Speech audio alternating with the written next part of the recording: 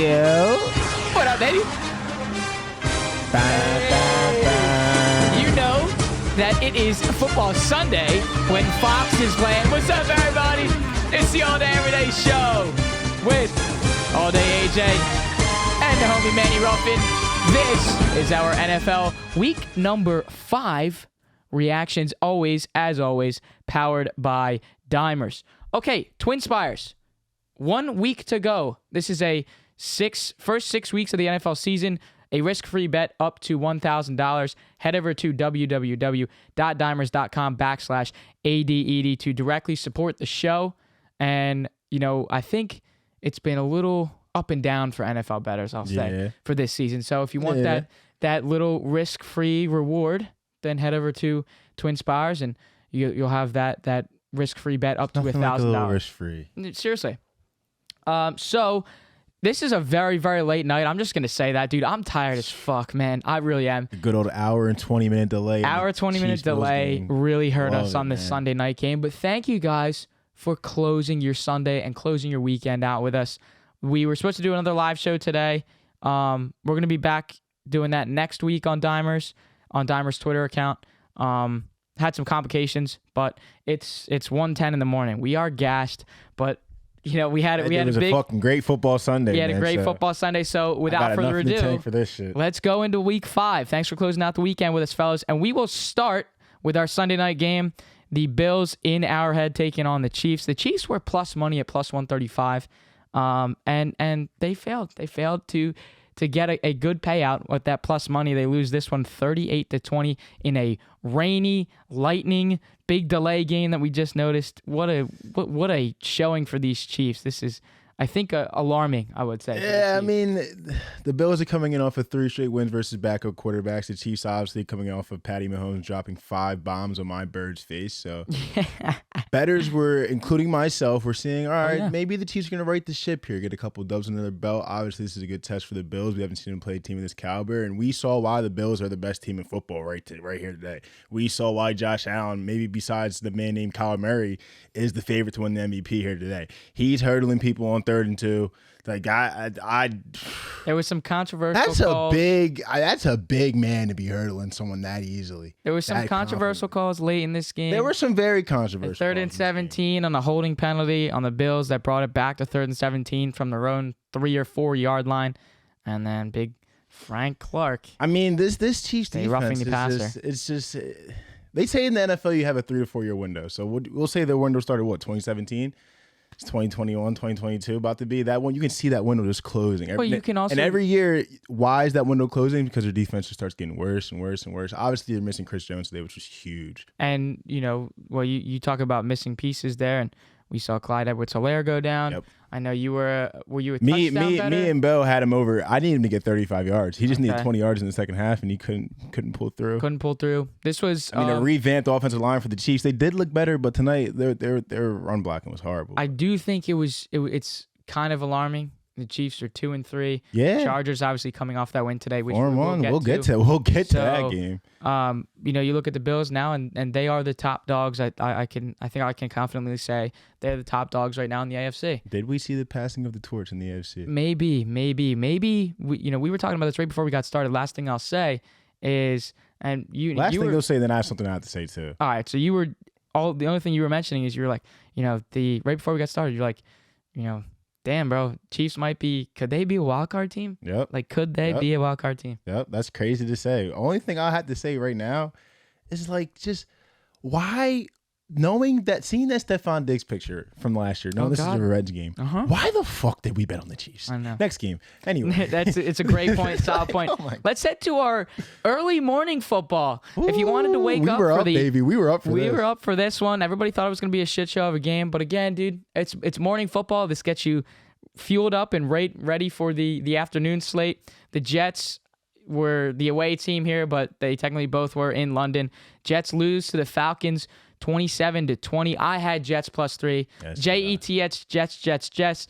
Lost me some money, money. Yeah, So that's true. But a solid game from, we knew Calvin Ridley was out in this game. A solid game from Kyle Pitts. I didn't do it, but I remember saying right before kickoff, I'm like, dude, Calvin Ridley's out. It's got to be a Kyle Pitts day. And Kyle Pitts, I was literally saying to myself, I'm like, Kyle Pitts is going to get a touchdown today. And what did he do? His first career touchdown. We have him on our fantasy team in Kilkenny's league. So that was a big showing for him. That helped us out. But, I don't know why I got scared at that. But Falcons, they obviously cover that -3, and I lose some money. Matt Ryan, guys, 342 and 2 touchdowns. So he's a little sluggish to start the season, and here he is showing who he is, right? I mean, like you said, a big coming out party for Kyle Pitts in the Kyle Pitts camp. Everybody who copped that number 8 jersey won that shit drop when he got drafted. Yeah, baby. Looking a little sketchy through 4 weeks. Like, hey, was this a waste of money? No, it was not. The Falcons is alarmingly just like a really just average team. They take care of the teams worse than them besides the Eagles, and they lose to the teams that are better than them. I mean, this game was kind of a snooze fest. The Jets tried to come through for the backdoor cover at the end. Yeah, God, couldn't pull through first. I was a little alarmed here. I backed the Jets in this spot, but knowing that we're dealing with rookies here and a rookie head coach going for the first game in London probably wasn't the best back, but it's all good. You win some, you lose some. It's the fucking Jets. I mean, we take our chances when we see them. So. It's literally just the Jets. Let's head over now to a thriller of a game, overtime game. The Packers in Cincinnati taking on Burrow and the boys. And this is a Packers overtime win. They win this one 25-22, but it should not have gone into overtime. Mason Crosby missing not 1, not 2, but 3 field goals in a row, back to back to back. I don't understand it. I've been, this guy's been kicking for the Packers since I was like 6 or 7 years old. I mean, I had a lot of Packers money line bettors, bro. My dad was one of these guys. He's Packers money line, and he is sweating. We're watching this game, comes on, kick, 4 or 5 minutes left, miss. Then you get it regulation to go, miss. Overtime, you get a chance to win the game, miss. Luckily, Bengals go down. They miss a 49-yarder, and then it sets up Aaron Rodgers to go set up Mason Crosby again, and he's able to lock in the win. But it shouldn't come down to this. I mean, the Bengals did look good today. Joey Burrow was making some plays, Jamar Chase was making some plays. It was a cagey matchup through 2 quarters, and then Devontae Smith started getting loose. You've seen a couple plays where he's just alone, and they're running his zone coverage, and he's just alone. I don't know how we're running zone. We lose track of Devontae fucking Adams. That's just different to me. But down the stretch, this was a crazy game. I mean, Joe Burrow does a pick on the first play of OT, which is wild enough.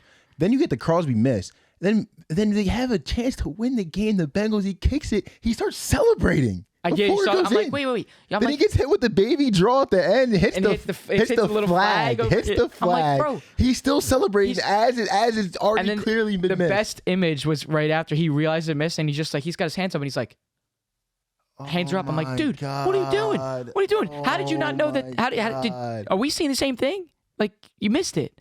And then the other thing, too, with this game is Burrow, after the game, got checked out for a throat contusion. Pause. He had a couple on the play. Hits hard where he got crunched. You can see his helmet was going down.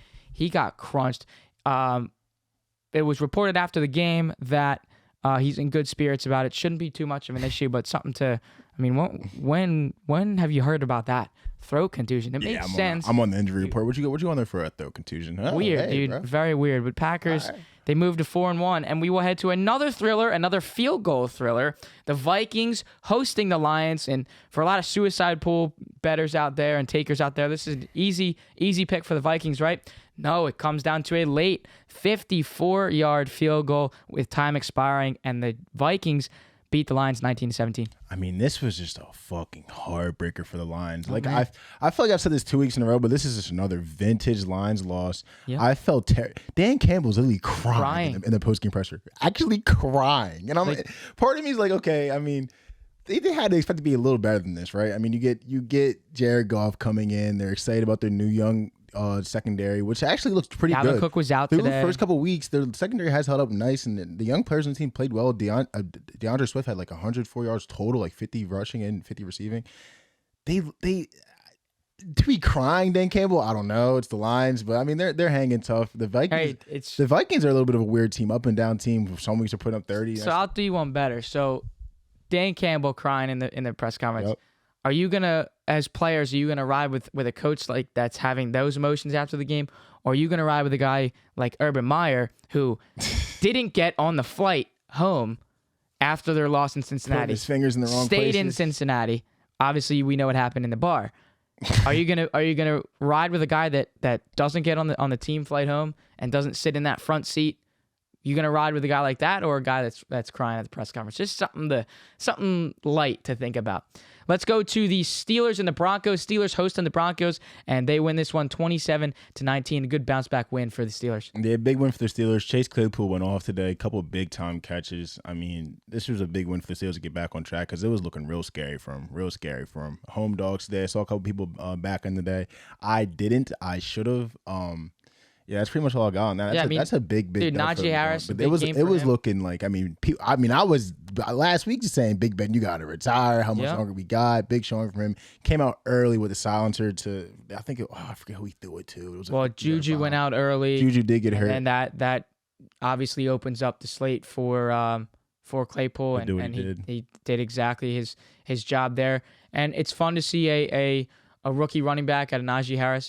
These are silent production. These are numbers that he's putting up at Bama. Week. He is not faded at all. You look at these rookie quarterbacks that come in. He comes in. He's just like he's been there before. It's not his down first year back doing and catch the ball at the backfield. Yes, obviously gets you through the trenches. I mean, he's a pros pro. And just to close that one out simply, it's a great bounce back win for the Steelers, and they moved to 2-3. All right, our next game here, the Dolphins in Tampa Bay, hosting Miami, and a 45-17 blowout. Tampa Bay just going off, and I got to give some credit here to Antonio Brown. You get that under route, it's like an 8-yard pass, and he just takes that to the house call, and that's exactly. I mean, I'm listening to these analysts cover it after the NBC games, and Mike Tirico and all them, and they're like, how fun must it be to just dump it off on an 8-yard pass, and your receiver takes it for over 50 yards, easy. Good win for the Bucs there, 45-17. I mean, people sleep on the fact that Miami was hanging around through 3 quarters. This was a 3-point game in the third quarter, and then the Buccaneers just put up a 21-piece in the fourth. Like, all right, let's just wake up now. Let's play football. Tom Brady, you think when is he going to retire? Him and LeBron James, like, all right, nah, he's going to play another year. He'll retire. No. Next year goes by. He'll play another year to retire. He's doing things like this, throwing 5 touchdowns for 400 yards. Okay, it was the Dolphins. I understand. But he's not. He's 41 years old. Right. He's not supposed to be doing this at this age. Right. It is just insane to me. And that's honestly my big takeaway. It's good to see AB playing good ball too, man. And I love seeing AB play good Tom ball. Brady is Tom Brady is not. Tom Brady is a big front runner in helping him get back, and we've noticed that since he's been there. Good on Brady. So brought him in as his roommate, and obviously doing what he's doing now. I mean, good on him. Good on back to that point of who you want to play for, right? For some reason, I hate Brady a lot less than the Bucs. Even he's in my conference now, but when he was on the Patriots, I guess it's maybe the Super Bowl loss, but I hate him a lot less. I actually love Brady. There you go. Let's head to our first of many NFC matchups today, NFC East matchups today. The Saints in Washington taking on the football team, and they do their job. They get it done, 33-22. I mean, Jameis Winston eats a W today, gets a Hail Mary toss for a tud, those 4 of them tuds himself. Marquez Callaway comes away with 2 tuds. I mean, big win for the Saints. Love seeing the football team lose, obviously, NFC East rival there. I was actually disappointed from Washington today. I also did bet Terry McLaurin over 5.5 receptions. He gets 11 targets for 4 catches. I mean, Taylor, brother. Let's put it on him. Let's put it on him. That's another 30-piece on this Washington football team defense, and I've been keeping track of those. You mentioned that last week. They've consistently been letting up some big-time points. 30, it's been 30, 30, 30. Let's start looking at football team overs. That's a great call there. And we will head to our next NFC East matchup. The Eagles in Carolina taking on the Panthers. They win 21-18, a blocked punt, down 5 late in this game. Defense comes up, special teams come up, and they get the job done. Did not think this was going to happen. This was a huge win for the Bird Gang, baby. Dirty win for the boys. We are not back, but we are back being competitive, and I love to see that. They're just like, can you just say, though, big plays like his 2 picks. That's just, he had 1 pick through about 2 seasons. You called him out last week, too. 2 picks today. Huge. I couldn't even get out of my mouth. I was too excited for him. I mean, this team, the defense played well today. Obviously, I mean, okay, no CMC, yes. Chuba Hubbard's still he's not a slouch in the NFL. Defense showed up big today. I'm still. Can we talk about that offense for a second? I was gonna say I'm not sold on much we're doing on offense. Devontae Smith had a very good day. We need to get Miles Sanders the ball. He can't keep getting his first carry. How many times does Manny have to say this? Every week. We have him on fantasy. Gone. No, he's gone. So Miles Sanders, I think he's an unrestricted free agent in 2023. He's gone. So we better get our good look at Miles Sanders now in the Eagles jersey and appreciate him now because he's gone. There's no way. I keep getting my first carry in the second quarter. I can't keep doing this. Right. There's no way. Jalen Hurts. Couple of nice little throws today, but a couple times where I was a little, okay, Jalen, but those are growing pains. Obviously, still kind of a rookie in quotations. Offense was big flat one for the today, Birds. seriously. Flat. I mean, flat. Dead in the water to the block punt, and then I buzzed back in the game. Just a dirty win, but they got the job done. Defense getting the job done. Watching that Shout game. out Javon Hargrave, too. Great player. Obviously, with Fletcher Cox getting doubled, he's next to him. He's making plays. Some big plays. Then they slid to Hargrave because he was making plays, and you seen Fletcher get a big sack. So big win for the Birds today. Big win. Honestly, I really did not think it was going to happen with how this game was playing out. So we will now head to the Titans and the Jaguars. Jags hosting the Titans, and they move to 0-5. Titans 37, Jags 19. So finally, Urban Meyer gets to put his hands on the play call sheet and not on. We'll skip over that. It's just tough, you know. We had to back the Titans today. I mean, if you're breaking down the huddle on 1, 2, 3 grind in practice, your coach comes in for his public apology on Monday. He leaves, closes the door, and the whole auditorium just burst out in just laughter. Oh my God. It's not looking good for Urban, man. I thought he was gonna get fired. He's not gonna get fired. I mean, hey, talk about James Robinson. We'll talk about the game. We'll get off of Urban Meyer, but it's just fresh on my mind. Big dub for the Titans coming back. Off the L last week. Just the Jags just need to move on, and they need to get this season over with as fast as possible. Yep, they need to just move on. There's not much else to say on this game. 0-5 for the Jaguars. When will this losing streak for Trevor Lawrence stop? Fact. When will that Didn't stop? look bad today. Didn't look bad today, but it's just a shame you're on a shitty team. It's that Very simple. true. All right, next one is the Patriots in Houston taking on the Texans. They get the job done on a late field goal, 25-22. Boy, I had them in the suicide pool this week and down 22-9 late in this game. I'm like, I'm really gonna lose on the Texans this week? Seriously? We had our editor, our goat of an editor, our king of an editor, Tyler McGee. Last week he took the Titans over the Jets. He lost on that. So I'm sitting there like, man, I'm going to do the same thing this week. I'm going to lose on a shitty team like this. No, they come back. Mac Jones locks in. He stays poised in the pocket, able to deliver a touchdown throw. And they come back and win this one. Yeah, I was going to say, I was impressed by Mac Jones. And this was like a typical, you can tell this is a Bill Belichick coach team because we're down, 22-9, and there's no panic. It's simple, just all right, we're down 22-9. Do your job and win this game. Davis Mills, though. That a boy. Hey. We see you. The one touchdown, he was rolling to his right down the sideline. There was a bomb in between two defenders. I told you this. I saw this TikTok, and it was whenever the starting quarterback for the Texans the next guy pops. The next guy comes up, and he turns into the franchise quarterback. And here comes the long neck, long nose Davis Mills throwing bombs, baby. You know, we saw that with Baker. Yep. We saw that with when Tyrod Taylor was there. We saw that with Baker. He stepped up for the Browns. We saw him when we had the lung issues in Los Angeles with the Chargers, and Herbert comes in and does this. And then look at what Davis Mills is doing. So, hey, man. Another scrappy win, but the Patriots get the job done. Okay, to a upset. Got to be an upset that we will call. Yep. The Bears in Vegas taking on the Raiders, and they hold the Raiders to 9 points. The Bears win this one 20-9. Now, I want to know what the Sharps knew because the Sharps were on the Bears today. So I want to know what the Sharps knew. I had Raiders money line. I was on the under, so we're good on all fronts here. But I'm just. Oh, were you? Yeah, I was on the under, and that's my first under in the NFL this year. By the way, I was trying to stray away. I stay away from over and unders in NFL. But this is just so confusing from the Raiders because I said this in the last show, or it wasn't one of the podcasts. I was like, okay, well, this is a team where they're really good early in the season. Then when November comes around, it starts getting colder outside, they kind of falter off. They're faltering off now in October. I mean, I'm not going to say that, but I mean, they let the Dolphins play you a little too close. You come out, lose to the Bears.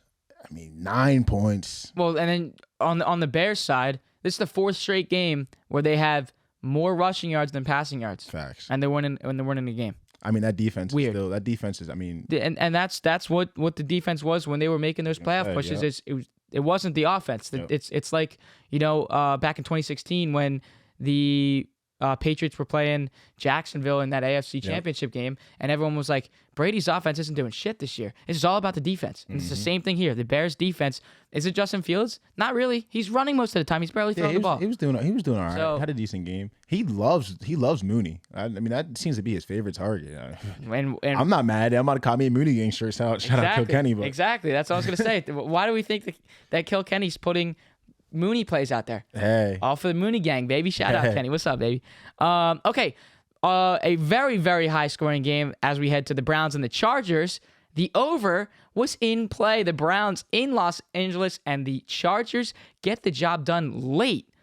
26 fourth-quarter points. Chargers 47, Browns 42. I mean, this game was nuts, bro. Absolutely nuts. It got to a point. I mean, the Browns, we kind of know them for their defense. They're relevant team. They're relevant team now, main because of their running game and their defense. 26 points in the fourth quarter you give up. It seemed like every drive. No, it didn't seem like every drive they scored a touchdown. I know. You get a big run by Nick Chubb. Can't get off the field on third down. Nick Chubb is doing everything he can. Austin Eckler, 3 touchdowns on the day. Big drop of Odell. I think Yep. was it the fourth down? Big drop of Odell. There was one 3rd and 5. I think this was a 3rd and 5. The Chargers were on their side of the field. And Herbert's rolling out of the pocket. And this is when I'm like, all right, they're finally not going to score in this drive. Hits Keenan Allen deep in the corners, over the shoulder, in the basket. Yeah, baby. Herbert was on one today. I think he had he did have 400 yards, or he had like 380 or 390.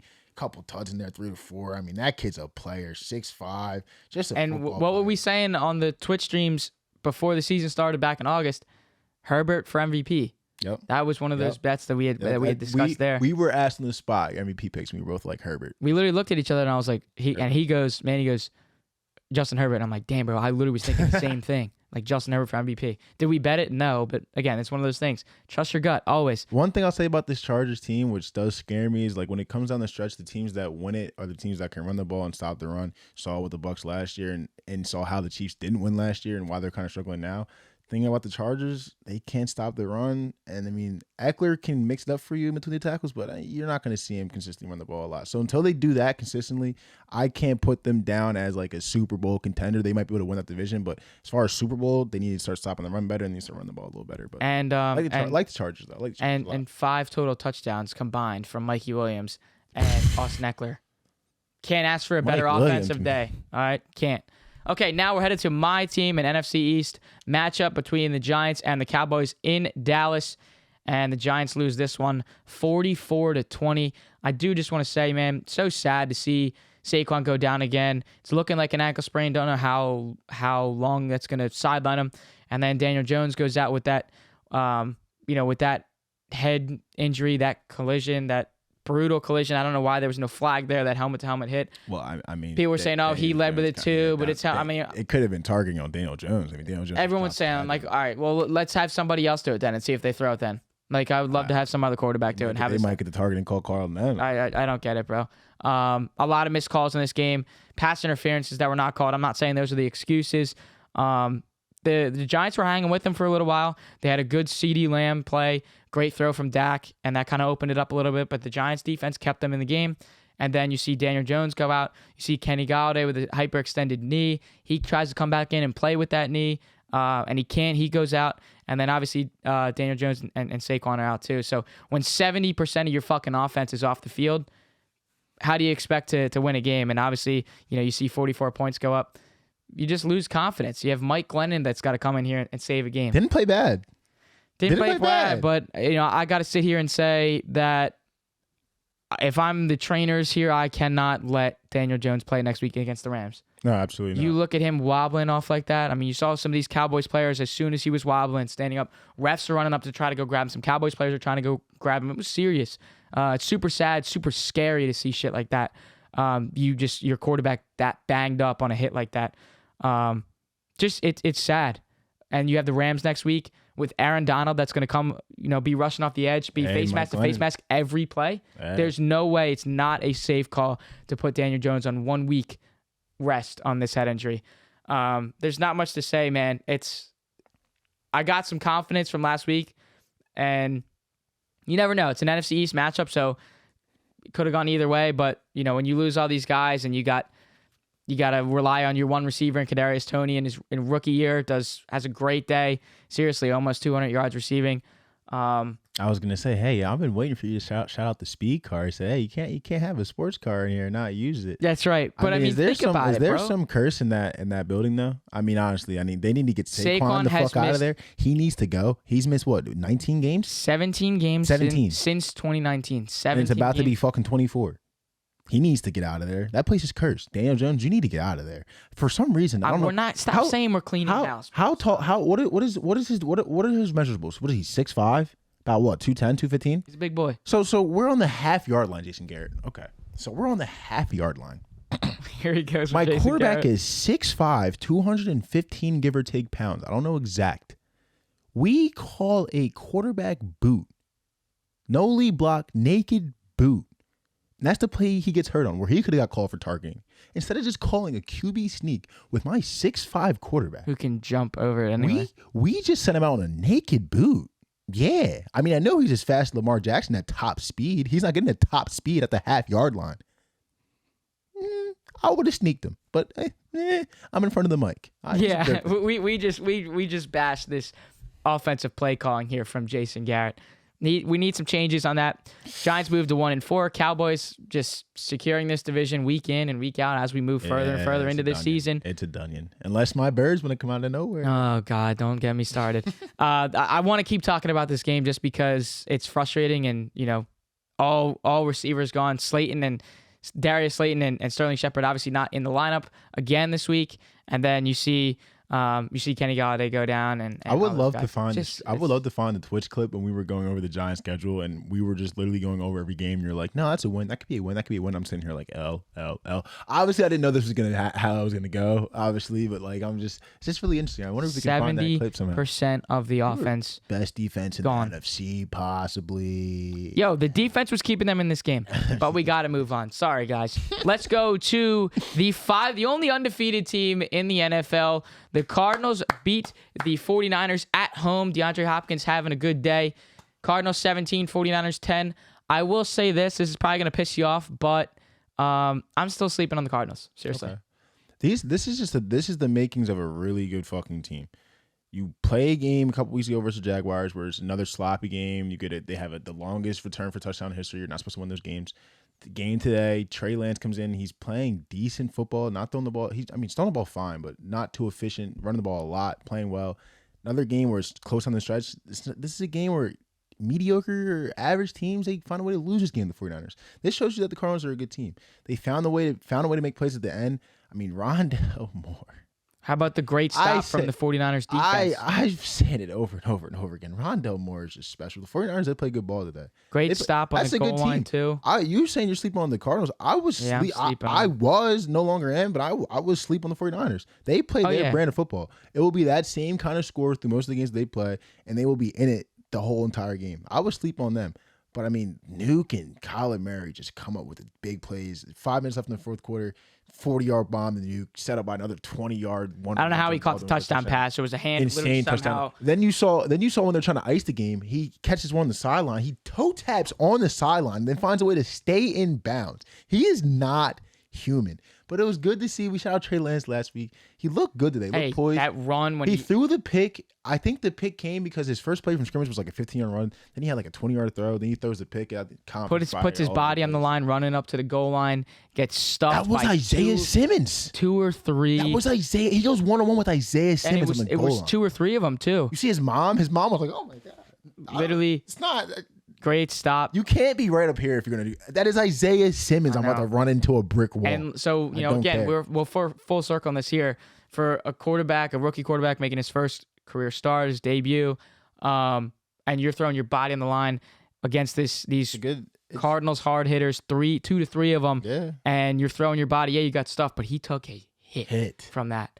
So, I mean, honestly, I'm looking at that play. I'm like, dude, you could have probably, with your athleticism, you probably could have just jumped over all of them. He was taking hits. The thing about Trey Lance that I was impressed with, he was taking hits all day. He was not sliding. He was breaking through tackles. I mean, we're going to have that will slowly stop. Listen, okay, Carson Wentz, let's calm down a little bit. All of them. There's a lot of career left, but, I mean, good. Daniel Jones, I'd say the same. Good scrappy showing. I'd say the same for Joe Burrow. I mean, guys, we got to remember we are pocket passers. All right. I know you don't want to go too long, but something I was watching the Bengal game today, and I was just thinking like Joe Burrow is not 100% back from that knee.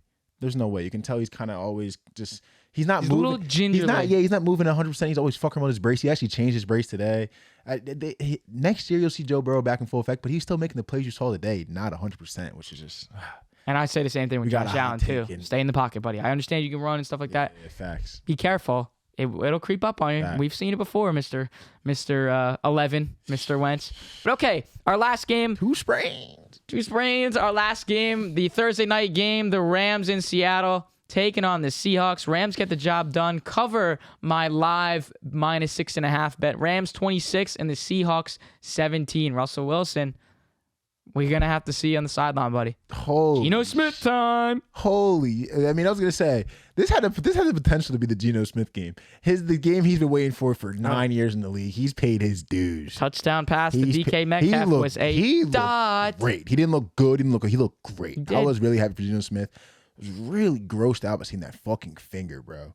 So and I don't know if you know, that's the tendon. I saw some videos and some clips on this. That's the tendon in your finger that doesn't, when that's, torn like that, like Russell Wilson's is right now, that enables you to wrap your finger around the ball. So that's why it's going to be more like 4 to 6 weeks. Yep. Because he can't wrap it. If you're holding the ball, I'm holding a water bottle right now, but he can't wrap this. Down. He can't put it down. He can't wrap it around. And I've seen people on Twitter, I guess obviously Seahawks money line backers, that were complaining that he was sitting on the sideline throwing balls and not getting back in the game. I'm like, dude, it's his middle finger. That's the finger that stays on the ball the longest when you throw the football. There's no way he's coming back. Well, I had Russell Wilson over 1.5 passing touchdowns. The holding penalty with 20 seconds to go before the half, that really fucking hurt. And then Tyler Lockett's deep ball that he just overthrew, that was in stride touchdown. That's what the play got hurt on. Easy, dude. The play got hurt on.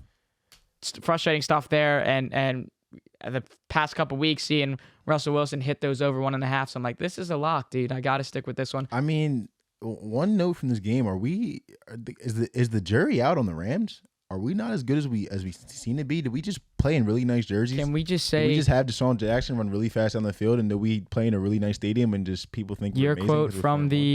Your quote from the Eagles. We're coming back down to earth a little bit. Hey. That's all it is. I mean, this game, it was not their game until Russell got hurt. I think when he got hurt, they were up by 3, just coming off a score maybe, but they were definitely down a half. The jury might be out on the Rams. My car's like they're going to win that division, baby. And I was trying to tell you. I don't know. I was trying to tell you. We'll see, because I think the Rams offense is still a little bit better. Listen, my predictions, we'll go back to the well. Okay, we got the White Sox, top 5 team in baseball, come up a big comeback win tonight against the Astros. God damn it. We got the Cardinals winning the division. We know what's going on here. We got the Brownies. The Ravens won't be up there too long. Well, then the other thing the last thing we have to touch on here is we have been mentioning has been Cooper Kupp. When is Robert Woods going to get his time?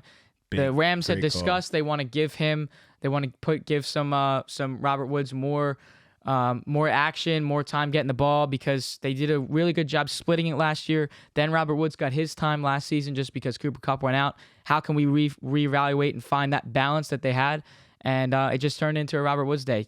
12 catches and 150 yards. It's crazy. I was 1 week late. Great to go. I mean, I was 1 week early on that, huh? Because the week before this week, I was like, it's Robert Woods week. And then it was Cooper Kupp again, and now it's the Robert Woods week. You've seen something that's really cool about them. It makes them so dangerous. Just like they're literally just running plays that, like, Cooper Kupp, you run a route that looks so complex unless you're going to get the ball. But realistically, we're just running you off to have Robert Woods come right on there on the under route for a 15-yard gain, and no one's going to be on him. No one's going to be on him. That's scary. I gotta also start taking Deshaun Jackson over. I was gonna say, imagine when they do that. Let's run 2 routes. Let's run Robert Woods and Cooper Kupp off just to have Deshaun Jackson down the stream. His over unders are but they're 30 yards and below.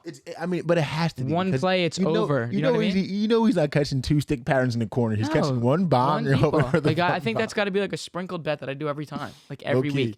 And let's head to our final game, the Monday night game. We're not going to talk too much about this. Give our quick thoughts and get the hell out of here and get to bed. Seriously. The Colts in Baltimore at the bank playing the Ravens. And Wentz is going to have some work cut out for him. I think it's going to be a big Lamar day. I do This is all I'm going to say. I like the Ravens, and I like Lamar Jackson to get a rushing touchdown. That's all I like. Interesting analysis there. We obviously Edmonton's gonna be rocking. Yes, sir. I mean, Colts going to Baltimore. That's always a tough ass place to play, especially on a primetime game. But I think I like the Colts getting points here. Minus, now, mind you, +7. Yep. The last game was when Wentz came back. You could see he was obviously no. 2 weeks ago he came back. You can see he was still hurt. Last week he came back. You can see okay, he's getting his leg back a little bit. He's not playing great. Jonathan Taylor had a big game. I think Jonathan Taylor has another big game because this is gonna be a running ball game. That's a game the Colts like to play. Their defense has been not playing the best. Little shaky. Up to expectations. Yeah. I think this is a game where they say, okay, we can come back here. No pressure. We're underdogs in Baltimore. No one expects us to win this game. Everyone's going to be talking about Lamar Jackson. No one's going to be worried about us. I think we can get away with the Colts cover here. I might stay away unless I see the 7.5 because I can see the Colts easily losing this game like 27-20 or something like that, 24-17, just because we can't put enough points on the board. But, I mean, I think the Colts might be a look. If anything, Jonathan Taylor anytime or over like 56 he was at when I looked.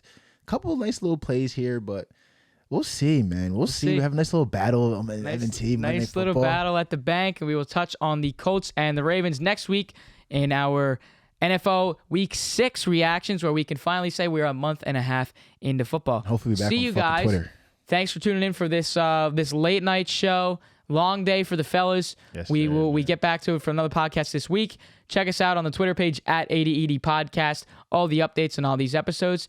And the Instagram as well for the clips and these new sexy thumbnails at 80ED Pod. Yes, TikTok as well, the All Day Everyday Show. Short, sweet, and simple. Let's get to 1,000. Let's go live. If you want to see the boys live, it's head over to the Twitch. Simply, there's no it's just All Day Everyday Show. You guys know what to do. Like the video, subscribe if you're watching on YouTube, and hit that 5-star on Apple Podcasts if you're listening to us, whether you're at work, whether you're at the office, mowing some grass, sitting with the boys. I don't really care. You know what to do. All right, guys. Love you guys. Appreciate it so much. Stay great. Be great because you fucking are. Let's go to Week 6, fellas. Thanks so much. We love you.